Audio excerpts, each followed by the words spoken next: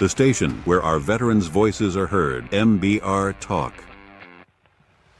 Hey, thanks for tuning in. Welcome, Quack. Program are those of the speakers and do not necessarily reflect the views or positions of any entities they represent. Find us on the web at mbradio.us. Welcome to Freedom Chat, where real Americans speak their minds. And no topic is off limits. No scripts, no judgment, just honest conversation. Raw, unfiltered, and free. If you're ready to challenge the narrative and celebrate true freedom, you're in the right place. This is Freedom Chat. Holy crap. All right, so I have been running late. I apologize. Allow me to explain, everybody. My birthday was... Hey, yeah, man.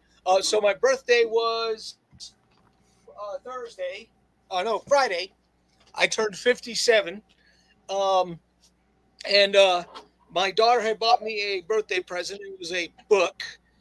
And that book was fishing. It was a fishing instruction that when you read it, it makes you laugh your butt off, because using these 317 essential skills. Not 300, not 320, 317, which leads me to ask a lot of questions.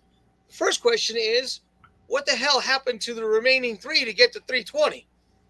Second question is, why couldn't you subtract it to get it to 315? This is the same sense of humor that my daughter has, because those are the same things that she was thinking.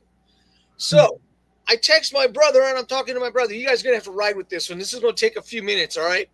So I text my brother, and I say, hey, did you know that it takes 317 essential skills to catch giant fish? This turns into a conversation between me and my brother, which culminated in me going fishing with him at Chatfield this morning from 6:30 to 9:30, and me breaking a couple of speed limits to get back here, which I did. And here I am. And I was only, 9 minutes late. So I apologize for being late. We have a lot to cover in a very short period of time. And what I want to start out with is, by the way, good morning, Dennis, to Total Chaos, right? Good morning. I hope you had a great birthday, sir. I did. Considering that my best friend almost died the day before my birthday, and he's still alive. You know what? Blessed. Just, you know what? Good. Small miracles.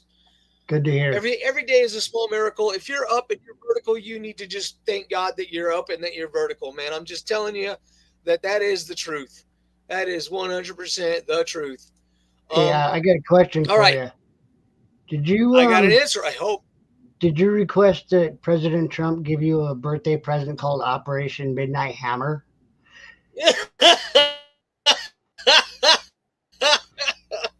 You know, it's funny you brought that up, because I was going to bring that up. Hey, guess who we got? We got my mom. Well, we got my mom's forehead. Come on, Phyllis. How are you doing? Mom, turn it to landscape. You're vertical. We need you horizontal. Right. Put your phone onto landscape. There you go. Yeah, there you go. There we are. All right. So, we may have a couple more people on. I'm not sure yet. I invited about 4 or 5 people, and go on from there. All right, so it is hectic. Let's talk about what happened last night. And here's the funny thing about Freedom Chat. Freedom Chat is a free-for-all from the previous week. Everything that we do is based around the events of the previous week. The fun part about doing that is, with this administration, okay, with the last administration, you knew what you had every day, and you knew what you had every week.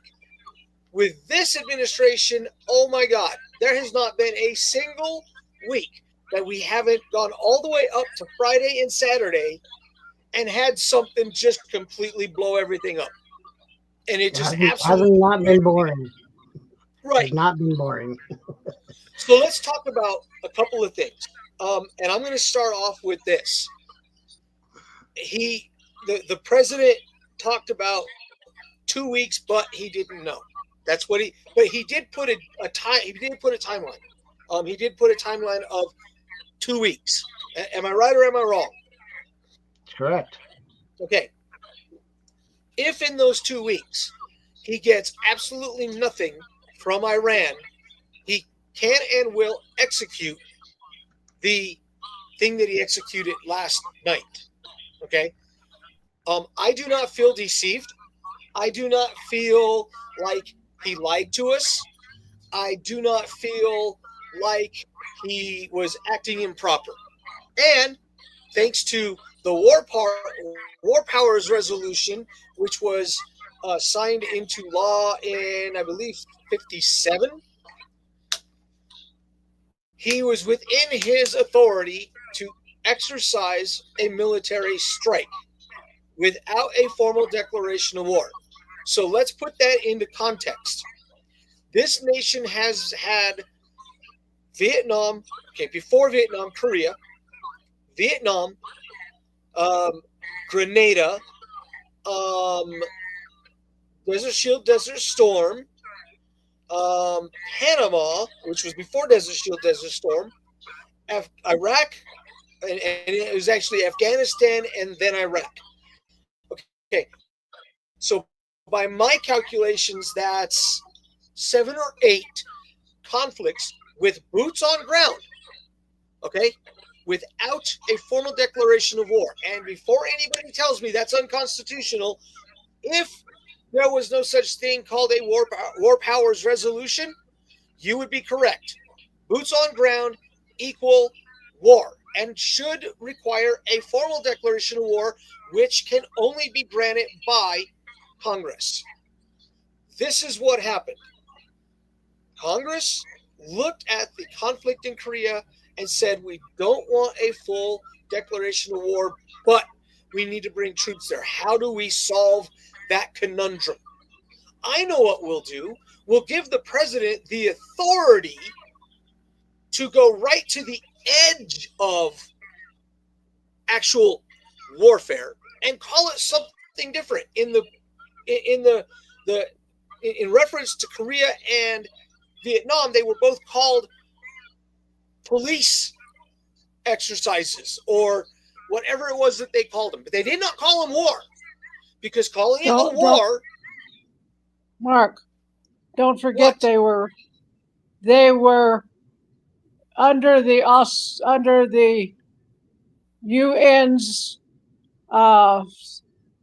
police action bullshit, So which is also so where we it ended was up in called police Somalia and other places too. Okay, so mom, this is what I'm getting at.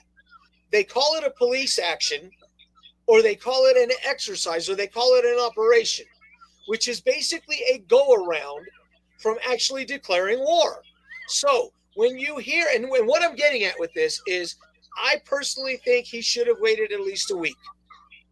He was, he literally gave them 2 weeks on Thursday, and then on Saturday they executed the airstrikes, and they executed a lot of airstrikes. Don't kid yourselves. He didn't just hit them. He hit them, and he hit them hard. Why did he do that? He did that tactically. He did that because Iran has no air defense. Israel took care of the air defense a week ago, 2 weeks ago, right? So what I'm getting at is, and I'm gonna give a congressman and a senator credit, because they've both been fighting to get this authority removed, and that would be Rand Paul and Thomas Massey, have both been fighting to remove the War Powers Resolution, to give the power to put troops on ground back to Congress where it belongs. And yes, it belongs with Congress. If the War Powers Act resolution did not exist, President Trump could not launch the airstrikes that he launched last night, because then it would be in direct violation of the Constitution. Now, to hear our Democrat friends, saying that very loosely, Democrat friends speak, this is direct violation of the Constitution, and it is an impeachable act. He created an act of aggression on a foreign nation without provocation. Actually, no, he had provocation. For those of you who don't remember or don't want to remember or choose to ignore this, here's the fact. The Islamic State of Iran has openly expressed the desire to destroy both America and Israel since 1979, when the first Ayatollah Khomeini came into power and the Shah of Iran was removed. So they have been consistent in their desire. Here's what is different between Iran and, say, North Korea.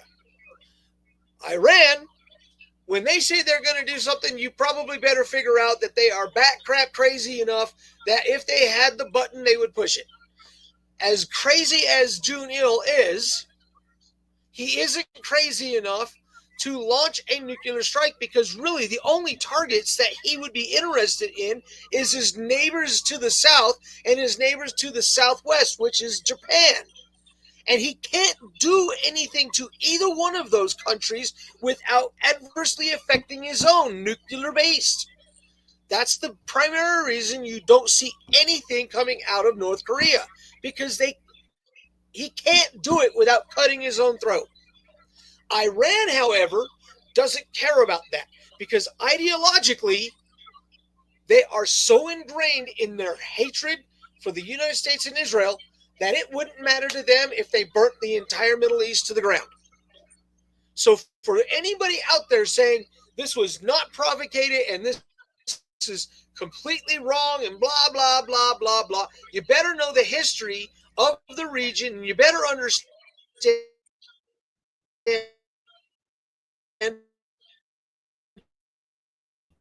the seriousness of what, but honestly, you better be serious. And there we go. It's back up. I'm sorry about that. Look, I have to run this through a Wi-Fi dongle. So I apologize. I am going to work on getting it hardwired into my router upstairs. So once I do that, it'll be much, much more efficient. So since I went on the little diatribe, since I went on my little thing, I'm going to let Dennis jump in now. Dennis, I'm sure you have a bunch of opinions about what I just covered. And then I'm going to let my mom jump in, and because I know she's got some opinions on what was covered.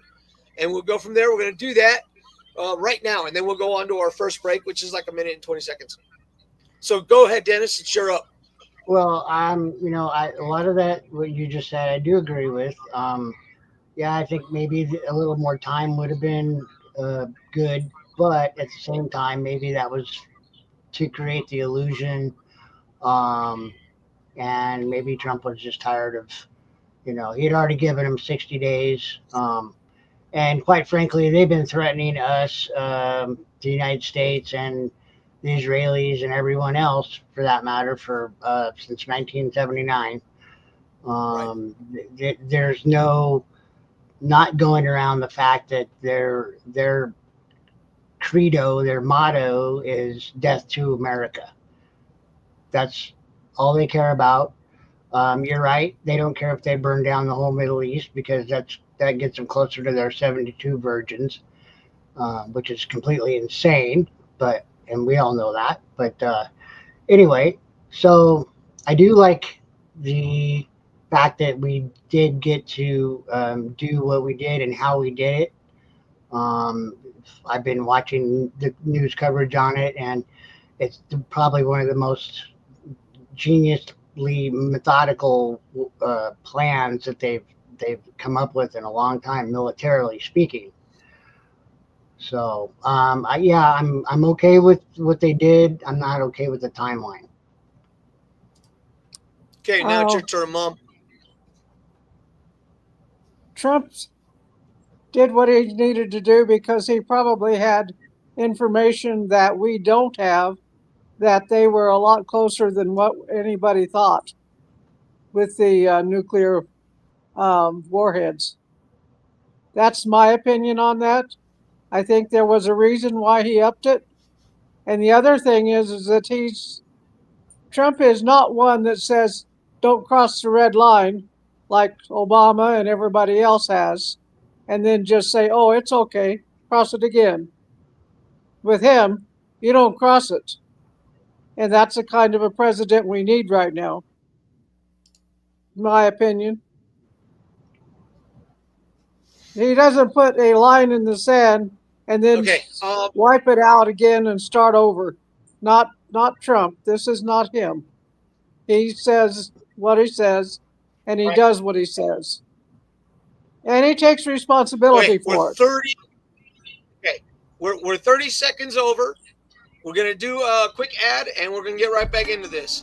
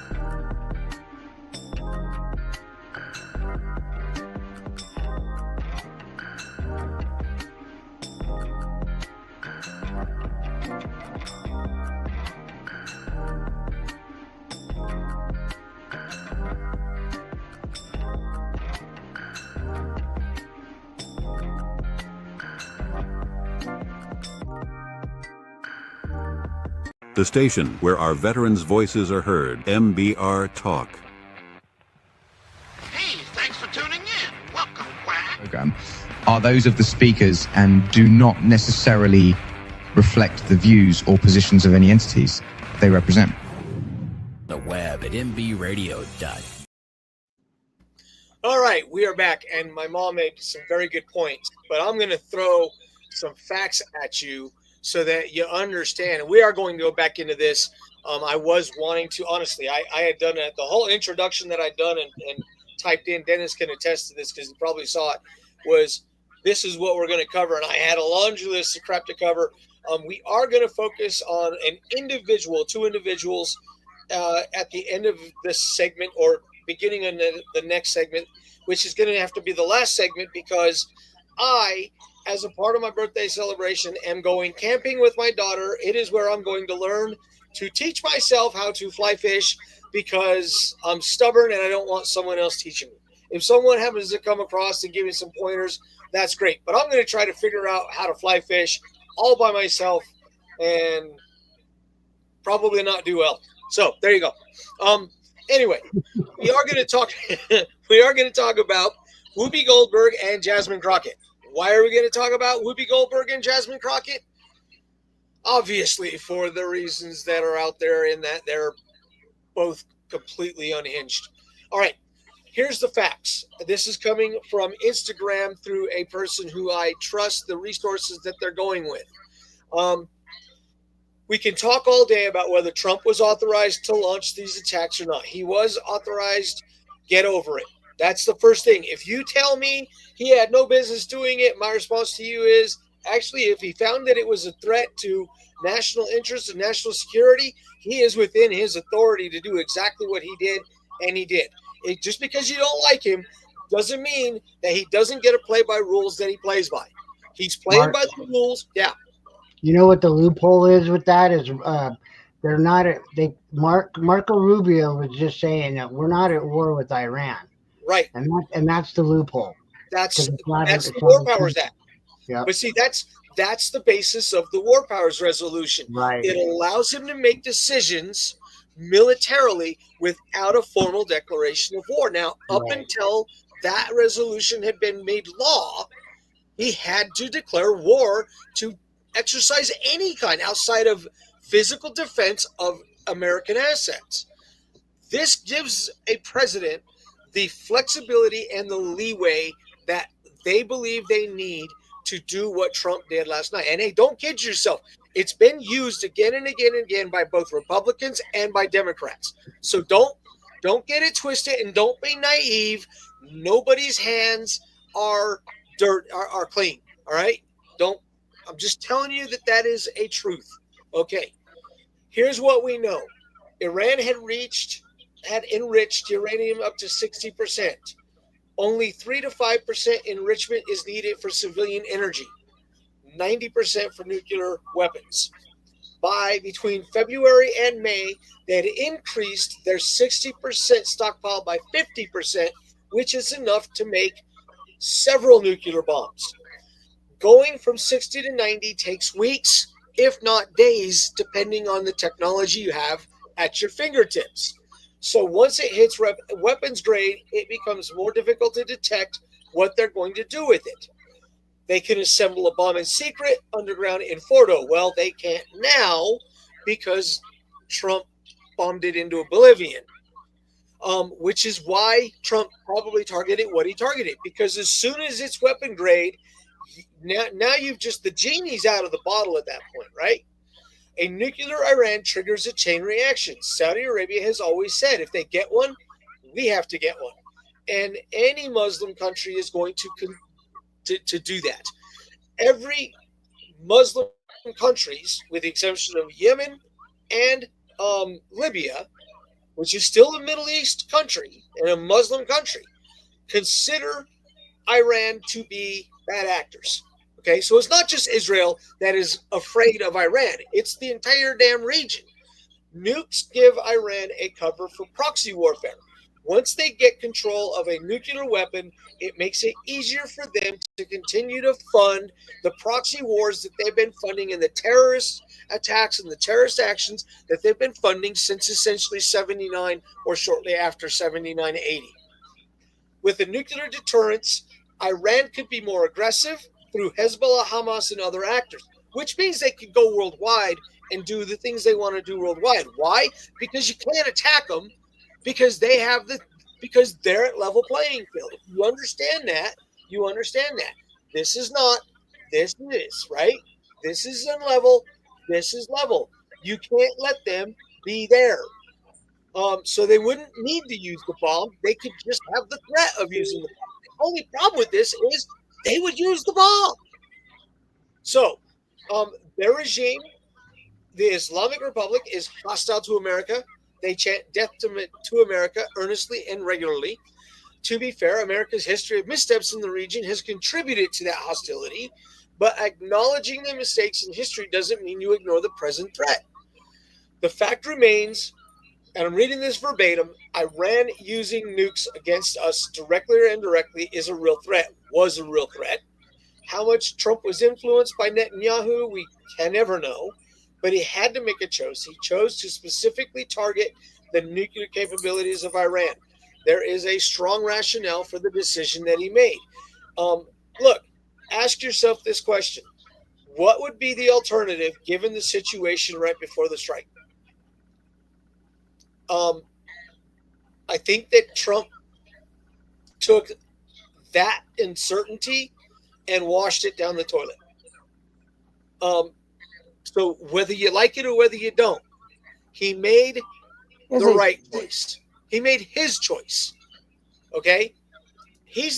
And I've said this 100 times, okay? When you raise your hand to be the president of the United States, you have put yourself in the single most exposed glass house in the world. Would you agree with that? Definitely. So when you put yourself in that glass house and you make that decision and other people sit on the sideline and second guess your decision, I'm okay with them. I'm okay with everybody second guessing his decision. That is their right, especially as Americans. That is our right as Americans to second guess the president. But you got to understand where he has been and what his knowledge is of the set of circumstances that he has found himself in. So we were second and third guessing Biden then, weren't we? Oh, well, we were second and third guessing Biden, but there were reasons for that. The mistakes that Biden's administration was making were so obscenely apparent. And look, during the next couple of weeks, this is a public service announcement. Keep your heads on a swivel everywhere you go, period. Because the world that we live in today, thanks to the Biden administration and the allowance of the illegal aliens that came into this country, and everybody knew I was going to bring this up, right?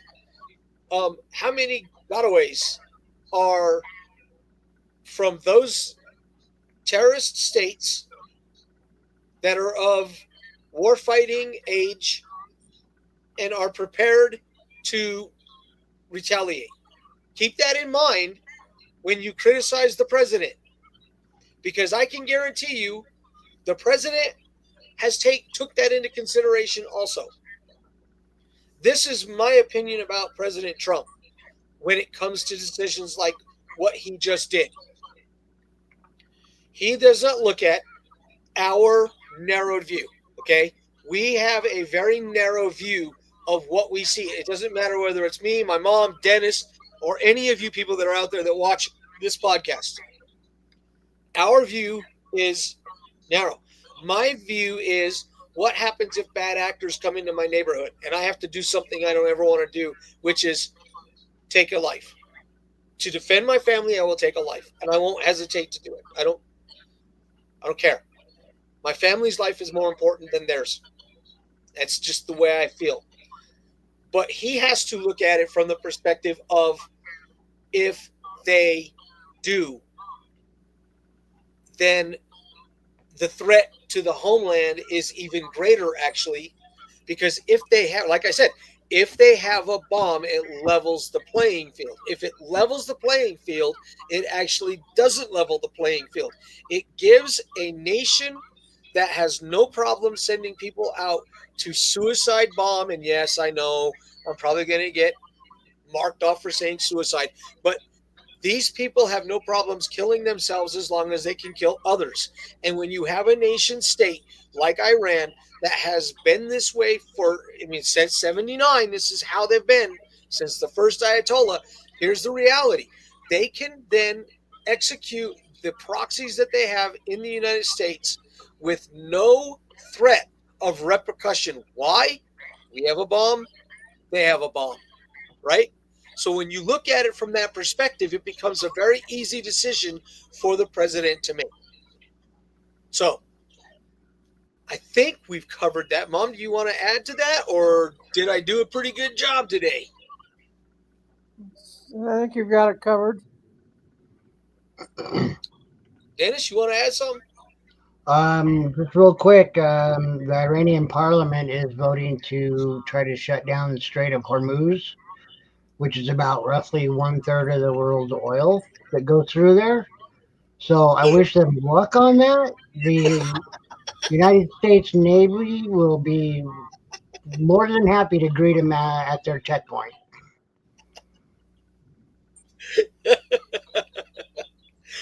Oh, man. You know, it's a pretty sad state of affairs when you don't know you've been whooped.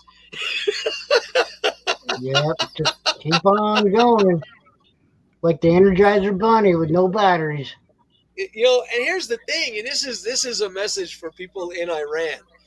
You have the best opportunity to remove these people who have taken away your human rights, who have taken away women's rights, who have openly killed people that are homosexual, who have openly killed people who do not agree with them and spoke out against them. You have the opportunity right now. You can get control of your country back. Hell, bring the prince. Bring the ousted prince back. I guarantee you that the relationship between Iran and the rest of the world would be 100 times better with that guy in office. Oh, yeah. That guy ruling Iran again. So you have an opportunity here. They are not in a position of strength. It's kind of like playing poker, right? When you finally have a chance, you've got the guy and almost all of his chips are done. you got an opportunity to lean on him, right? What happens when you lean on a guy who don't have enough chips? Well, they fold, right? And I guarantee you the Iranian parliament, which is directly linked to the current Ayatollah, will fold. They'll turn on him if you pressure them enough. So to the people of Iran, if you can even see this thing, which I don't think you can, this is an opportunity to make the world a safer place. It really is. The vacuum wouldn't be that much of a vacuum because you already know that there's a man that is in the wings right now, ready to come back in and restore freedom to your people. So there's my take. I think I just did something I might not have, should have done. All right, we got a 1 minute break, and we're going to attack. Did I say attack? We are going to discuss Whoopi Goldberg and Jasmine Crockett. Some of us still carry the burden of battle. It threatens to drown us in our everyday lives. In battle, we had our weapons and combat gear to keep us safe, to keep us confident.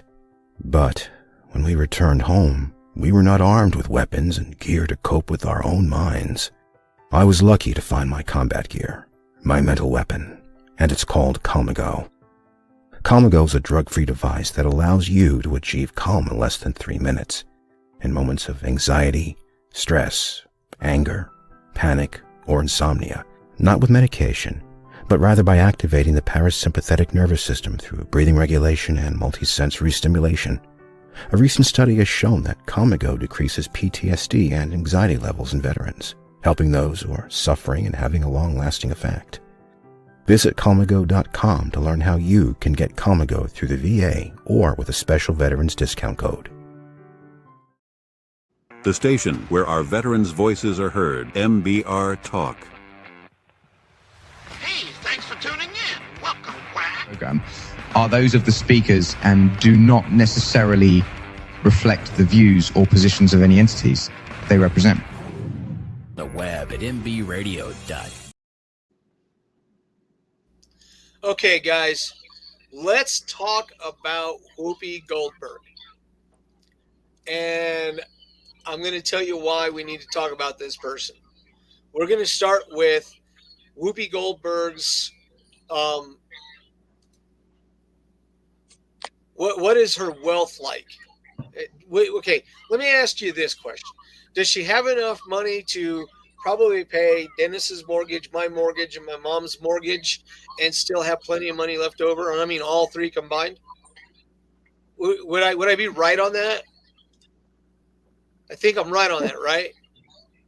Okay. Yeah. So let's ask the $1 million question. Why would a person like that make a statement about America being worse than other countries in the past? Why would a person say something like that when we know and they know, and look, they know that what they're saying is a blatant fallacy? Why would they do that? Opinion? And I really would like to. I'm so damn confused about people like this that it's flabbergasting to me. So, my opinion on Whoopi Goldberg, she came from a really poor background and was not a nice person. And then she got really rich because she has a lot of talent, and somebody found her and made her into a comedian. And then she made a lot of money, and now she's like Oprah. She's basically saying that everything is white man's fault no matter what, even though if it had not been for the white people who backed her and got her out of the gutter where she wallowed when she was young, she would still be wallowing in that gutter. And that's what she's doing now. She likes to wallow in that gutter and blame everybody else, even though she's gotten way more help than most people. Okay. That's my opinion. So she's a racist. Let's talk about this, okay? This is a person who has received help from not only black people but from white people to get where they are. What she actually said directly was, black people living in America have it worse than anybody living in Iran under the current regime. Dennis, when you hear Whoopi Goldberg, and look, me and Dennis both watched her when she was doing her stand-up stuff, and then she got into Star Trek: The Next Generation. Nobody thought she was a bad person back then. She didn't say any of the things that she says now back then. I think part of that is because I think she realized that she was still at a point where, and look, society was different then too. It's easy to blame another group of people when you yourself have nobody else to blame. So you blame another group of people. How about being grateful that you're in a country that you can do the things that you do? You can say the things that you say. Everybody saw her stand-ups back in the day. She was as offensive as anybody else was back then, right? I mean, she cut her teeth being offensive, just like Eddie Murphy did, just like Richard Pryor did, just like Red Fox did. All of those guys did these things. And all of them, whether we want to admit it or whether we don't want to admit it, whether black people want to admit it, they did it not only by picking on themselves, but by picking on people of other races. Every single one of them. There isn't a single one of them that did not make a blatantly racist joke about white people. Name one. Outside of Bill Cosby. Dennis, you're muted.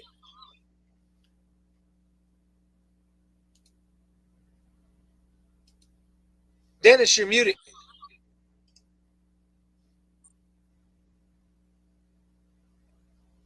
Can't hear you. Sorry, how's that? Sorry, I had a frog in my throat. Hey, we had Richard Pryor, Eddie Murphy, all those comedians of color actually became American culture, a part of American culture. So how, white people loved them. How can they blame the white people for their success? And here's the thing. Nobody's asking them to thank anybody for their success. I don't care if you thank white people, black people, Mexican. I don't care. But don't sit there and tell the entire world that watches your dumbass show that black people have it worse than people in Iran. Because it's total garbage. And here's the sad part. She knows that it's total garbage. She is saying, I'll tell you people, this is why she says it. She says it because she can. She says it because people let her get away with it. Because God forbid you tell a black lesbian that they're wrong about being a black lesbian. But that is the truth. She's a black lesbian who is absolutely wrong. And I'm going to call her on it. You're wrong. Whoopi Goldberg, you are wrong. You don't watch my show. I am a teeny tiny fish, and you're in a big-ass pond. But here's the reality.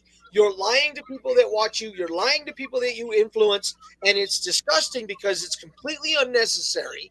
It's an absolute embarrassment. And here's the worst part. The people that watch that show, okay, they're either really, really easily brainwashed, they're stupid, or they're like you and me, and when they watch it, it's like the equivalent of watching a NASCAR crash. Because what are the reason that you have to watch this shite, right? I have not watched any episode of The View for decades. Every single one of those people loved Donald Trump for years. He comes down the escalator, and they made fun of him. He started showing that he was a legitimate contender, and they hated him. And it never stopped. And now you have people like this idiot, and she is an idiot, standing out there making it a blatant, it's a false statement. It's garbage. Especially when there are more black millionaires now than ever before. Well, how is that? If life is so bad for black people in the United States of America, why are there so many black millionaires? Someone please throw me a bone here. I don't freaking get it. So quit watching The View, man. Take their ratings away from them so that they can go quietly into the night. That's my take on it. I think they're idiots, all of them. Sonny Houston, who is an educated idiot, and that's what she is. The rest of them are just freaking gaggles of geese. Did I say that? Am I allowed to say that? Geese A are bunch smarter. of cackling hens? Is that better? Cackling hens? Actually, geese and hens are smarter. Hey, we had a bunch of ducks following us on the lake. I think they had a better, more intelligent conversation than those idiots on The View. All right. Let's talk about Jasmine Crockett. The last segment that we're going to do, we're going to cover this next No Kings rally, which is going to happen the 4th of July weekend. And I'll give you all my take on the 4th of July itself and what I do to celebrate the birth of our great country, the greatest country in the world. Okay, Jasmine Crockett.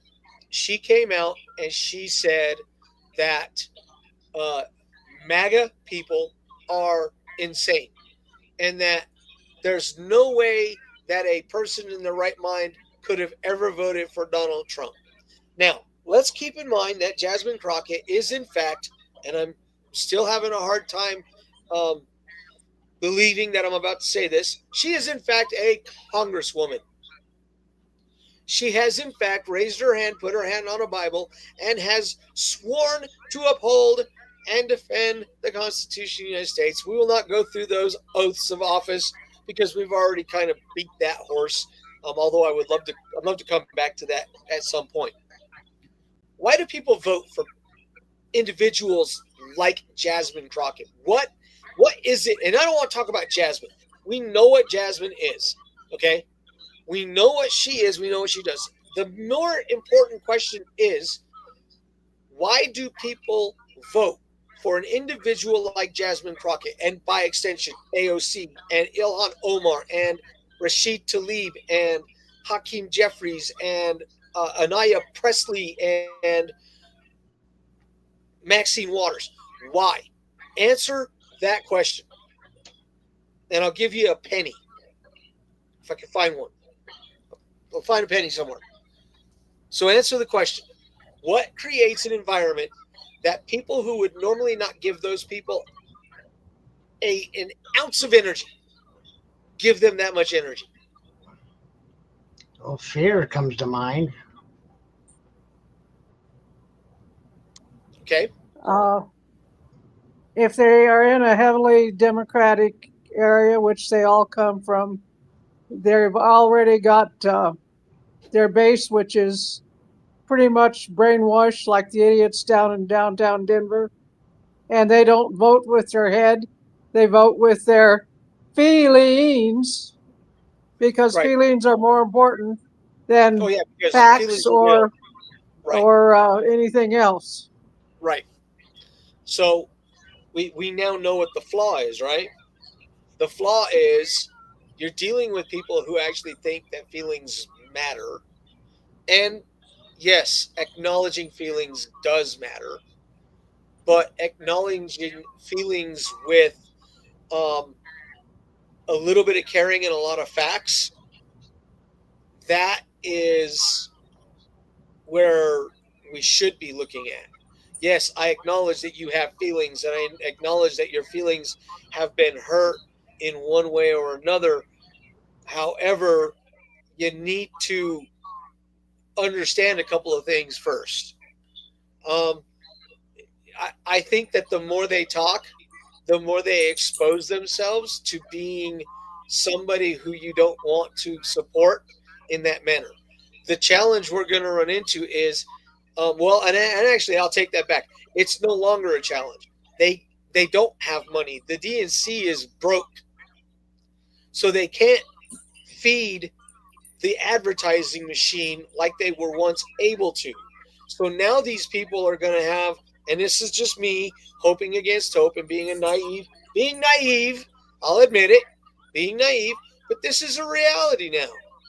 There is a distinct possibility that we could see a lot of blue districts go red because these people who have had the luxury of not being able to run on merit, well, now they got to run on merit. Now you get to look at voting records. Now you get to look at the things that make them weak. Jason Crow, your voting record. I guarantee you, Jason Crow has already come out on X and has already denounced the bombings of Iran and blah, blah, blah, blah, blah, as has every other Democrat in lockstep. A few of the Republicans are, in fact, questioning his timing, just like Dennis, which is good. However,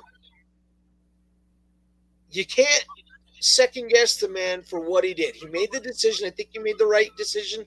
I question the timing of it as well. I really do. And I don't want us to ever have to deal with boots on ground.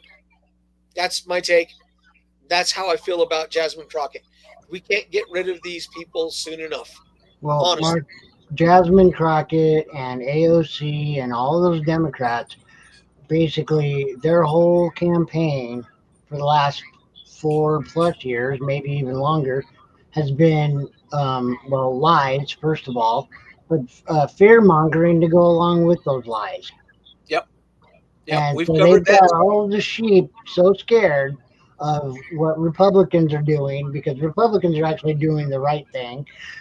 The Democrats know it, but they don't want them to vote for the Republicans. They want those people's vote. Yep. All right. We're going to do our last break, and then we're going to come in and we're going to hit a couple of things, and we'll go from there. This message is from the U.S. Department of Veterans Affairs. Did you know veterans enrolled in VA healthcare can use over 4,000 urgent care locations across the country to treat non-life-threatening conditions? It's easy and free. Just show your Veteran Health ID card. Get the best care for veterans. Sign up at va.gov or visit your nearest VA medical center. The station where our veterans' voices are heard, MBR Talk. Hey, thanks for tuning in. Welcome, Quack. Program are those of the speakers and do not necessarily reflect the views or positions of any entities they represent. The web at mbradio.net. All right. This is going to be super, super short, about 6 minutes. The reason is because I got to get out of here. I warned y'all. It's gonna be chaotic now. Okay, the No Kings. Most of them are my mother's age, Dennis. Did you know that? Most of the protesters in these No King protests are my mother's age. I drove by one. I told you last week. I drove by one, and they were all about my mom's age. I've noticed that in pictures and videos. Yeah, man, I saw a bunch of people with walkers. Mom, did you go to any of those? I thought they were pretty funny looking. I thought they looked like a bunch of aging hippies that should have stayed with their pot. I wondered with how many of them were smoking. Yeah, they were probably all high. Oh, probably a lot of them. They didn't have a brain. You could ask them the questions they were asked, they couldn't answer. Right. All right. Oh, so I like them. I'm going to throw a quote at you, and we'll see if we can nip that in the bud. All right. Okay. I've never seen a king donate his entire presidential salary to veterans, but sure, let's just keep protesting No Kings. The only tyrants I see are the ones obsessed with power, not the one who gave up his paycheck to serve the people. And let's kind of dig into that just a little bit. Yes, he is bombastic. Yes, he speaks his mind, and God bless him for it. And yes, he doesn't have a filter the way a lot of people have a filter. But let me tell you something right now. The man doesn't want to abuse anything. The man wants to serve his country in the best way that he can. The man gives money that is in his presidential salary because he doesn't need money, because he's earned enough to live comfortably for the rest of his life and the rest of his children's lives. So when I hear them say these things, it makes me want to ask them, what makes you think that this man is a king? What makes you think that this man wants anything to do with staying in office permanently? Because a king wants to stay in office permanently. So let's ask the hard question. What makes you think that the guy's a king? They found that term from an anarchist organization's mission statement. It literally is a mission statement that runs along the lines of "No king before God," which was one of the slogans from the American Revolution. But they've taken it, and as they've done with everything else, they've twisted it into something that it isn't, and something that it isn't supposed to be. So I want people to, in fact, once again, Dennis and I do this a lot to people, do your own damn research. Grow up and become responsible. Grow up and become responsible. Hey, you know what? This book has got not only the Constitution of the United States. Dennis, show me your Constitution, bro. Right there, baby. There we go. See, that's the actual Constitution. This has got the Constitution in it, but this also has the Declaration. It has the amendments. It has the Emancipation Proclamation. It's got the Gettysburg Address. It's got the Pledge of Allegiance, the Star-Spangled Banner, and all other kinds of writings of our patriots. It's got the "Give me liberty or give me death" speech, for God's sakes. So do your own damn research. We do this on your behalf. We do this because we believe in it. And the "No King" thing, we watched a parade last weekend. The first soldiers that they marched out there pushed a king out of power. Right. That is a direct representation of who we are. And to sit there and during that while that parade was going on, we had an actual sitting congressman call the President of the United States America's Hitler. Well, let's just do a compare and contrast. Has President Trump singled out a single group of people for elimination? Because that's what Hitler did, right? Mm-hmm. Okay, well, we can't compare them there. Has President Trump consolidated power by killing off all of his enemies and some of his friends? No. Okay, well, we can't. So they're not comparable in either one of those, which are basically dictator. That's part of being a dictator, right? Mm-hmm. Has the President of the United States openly and aggressively threatened his neighbors with invasion if they didn't capitulate to his demands? And I mean openly. I'm going to put troops on the border, and we're coming across in a week, because Hitler did that numerous times. Hitler did that, the annexation of Austria. He did that with the annexation of Czechoslovakia. He did that. The only one that he didn't get away with was Poland, and he thought he was going to get away with that with Poland. Has the President of the United States, current President of the United States, and his first term, done any of those things? I think He did take over Poland, Mark. No, you're not getting me, Mom. You're not listening. Has the President of the United States openly and aggressively threatened his neighbors with invasion if his demands weren't met? I'm talking about President Trump against Canada, and our neighbors are Canada and Mexico, right?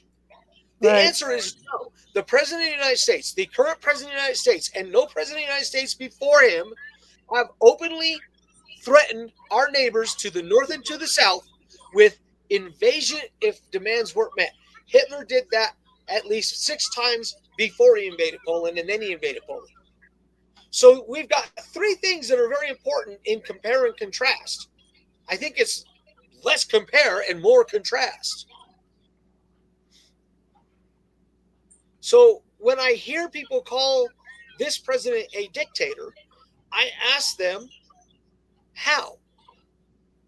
Can either one of you at this point in time explain to me how he is a dictator?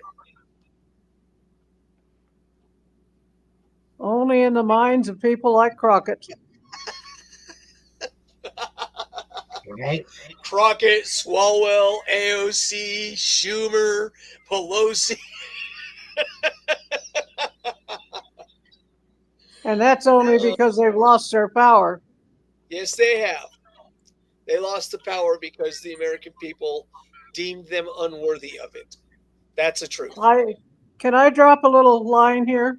Yes, and then we got to jump off. I got to say goodbye and go camping.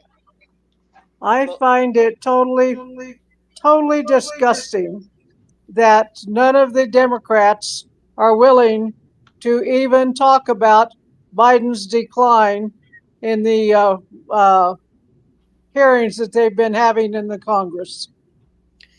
They won't even stay in the room.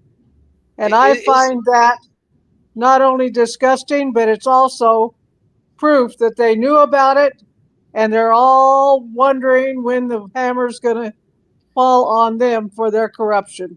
Well, I'll tell you what, Mom. I think that is definitely something that we need to table for next week, and then we need to deep dive it next week. It may be a half-hour part of the show, because I do believe that it is something that needs to be discussed, because it's deeper than just the president's decline.